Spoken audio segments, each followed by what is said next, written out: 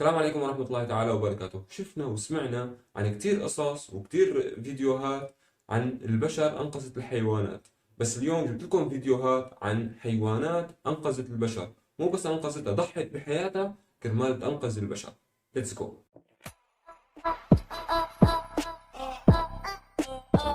الفيديو الأول معنا لليوم هو لهي البنت يلي كانت ماشية هي وكلبها عم يتدرجوا عند الصبح ففجأة انهارت وإجاها نوبة صرع. والغريب إنه ردة فعل الكلب كانت سريعة وذكية كتير. ففك الحبل من إيده مشان يقدر يوقف أي سيارة أو أي حدا يلاقيه مشان يساعد البنت، وفعلا بتمر سيارة وبيوقفها وبيتم إنقاذ البنت. بس جد كأنه الكلب فهمان الموضوع كتير منيح وعرفان مرض صاحبته. أنا هيك شايف إحنا بنعرف إنه الكلاب الضخمة ممكن تواجه ديب، بس كلب كيوت ولذيذ مثل هذا ممكن يواجه ديب. واللي صار انه هي البنت هي وكلبها كانوا عم يتدرجوا، وفجأة تعرضوا لهجوم من ديب، وكانت البنت هي الفريسة، وما كان من الكلب الكيوت الا انه يواجه الديب بالرغم من فرق الحجم. بس قدر انه يلهي الديب شوي وينقذ البنت، وبعد ذلك تم انقاذ الكلب الكيوت ونقله الى غرفة العناية المشددة. بهالفيديو اثنين من الدببة هجموا على بيت واقتحموه، فما كان من اصحاب البيت الا انه فاتوا لجوا وقفلوا الابواب واتصلوا بالنجدة. بس الكلب اللي عندهم كان له رأي ثاني، وهجم عليهم وكرههم حالهم وقلعهم تقليعة، ما راح نقول الكلاب لأنه الكلب هذا بطل فقلعهم تقليعة الفيران خيو. وبهالفيديو الأب والأم طلعوا على شغلهم عند الصبح مثل العادة، تركوا ابنهم مع المربية مثل كل يوم وراحوا على شغلهم. والولد كان مأذي ووقع المزهرية وانكسرت، والصوت خلاه يبكي.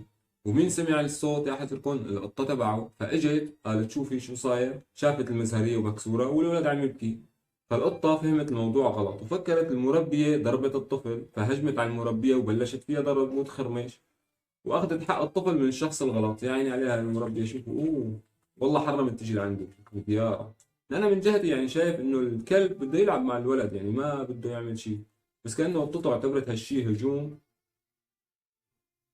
بوجهة نظرها هذا هجوم على الطفل وانقذته. الفيديو حرامي حاول يفوت على بيته ويسرقه، وفكر ما في حدا، بس بعد ما فات تفاجأ انه صاحبة البيت موجودة وحاول يتهجم عليها. بس طلع كلبه وقال له في زلم بالبيت ولاك، وكرهه حاله شخطه رحيل وخلاه يبوس التوبة اصلا، ما عاد يسرق بحياته. بس على المؤاخذة هيك حرامي غشيم هذا. أنا فايت أسرق بيت، معقولة لا معي مفك، لا معي عصاية، لا معي سكين؟ ما أغشمه، بس يجيب له شي شغلة معه بس يا زلمة. الفيديو مو بس الكلاب والقطط عنده وفاء، شايفين هي البقرة صاحبة عمل تمثيلية قدامها حتى يشوف ردة فعلها، وجاب ناس وخلاهم يمثلوا إنه عم يضربوه قدامها. هي وقت شافت هالشي هجمت عليهم بسرعة حتى تنقذه وانقذته، وكأنه هو جوزة مو صاحبه. أنا حاسه جوزة يا زلمة. الفيديو ما في بشر، بس العجيب والحلو فيه إنه قطتين عم يسندوا كلب مريض حتى يحموه ويقطع الشارع.